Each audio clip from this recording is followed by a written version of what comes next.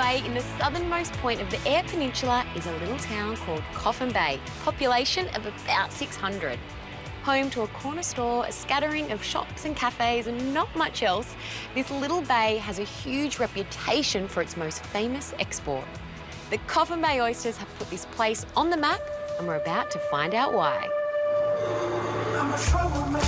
South Australia's Eyre Peninsula is a triangle of land sitting at the bottom of the state. With over 2,000 k's of coastline, it's best known for its secluded beaches and, of course, its fabulous seafood. Pure Coffin Bay oysters not only run a farm out here and a shellador in town, they run tours for visitors to the area to come out and see what the job of an oyster farmer entails. But the prize delicacy isn't the only attraction. So we finally found some seals. Yeah, that is an Australian sea lion there, a little seal there. That's a her, that one there. That's, How do you tell? Well, she's a good-looking one, I suppose. I don't know. The males have a sort of a white bit on their back like that. Okay. They're a lot bigger. Okay. Someplace under the sun. And you'll see them out here on a regular occurrence? Yeah, they're generally pretty well always here.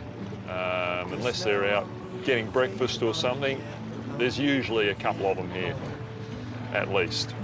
What a life, right? Yeah. Hanging in the sunshine. Yeah, having a little Beautiful. swim. Yeah, pretty good. With Port Lincoln less than half an hour up the road, these waters are home to a smorgasbord of seafood. But around here, the oysters are the star of the show. And what do you think makes the Coffin Bay oyster so unique? I think it's basically the location of the bay, the way it's set up, our proximity to the continental shelf where the cold water upwellings occur, photosynthesis from the sun creates microalgae, phytoplankton, that's what oysters eat. And this magnificent bay is an attraction all of its own. Would you still say you eat seafood every day? Would you eat oysters every day? Well, we definitely eat oysters every day, especially when we're harvesting, because 3 oysters a day keeps the flu away. Did you know that? Really? True. Okay, I might have to try that today. Yeah. See how we go.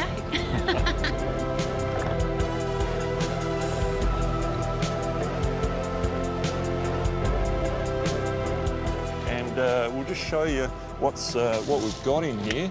Okay. Is tiny little oysters. And wow. So this one's growing really nicely, and what we start out with is a little oyster like that. Just that little speck of an oyster there, about the size of a match head.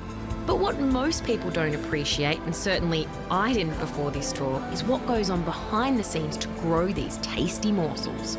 We'll come out in the morning, if we've got oysters from the day before, they get dropped off back into the water.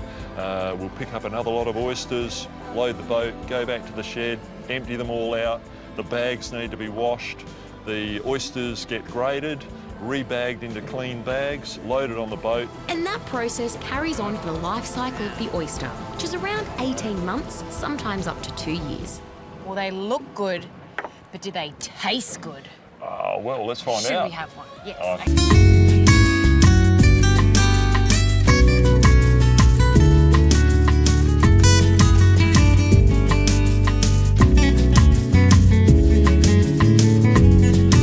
Get fresher than this, out of the Coffin Bay waters, straight onto the plate and straight down the hatch. The 18 months of hard work is truly worth it, especially if I'm not doing hard work. So, Chris, how about another one, thanks?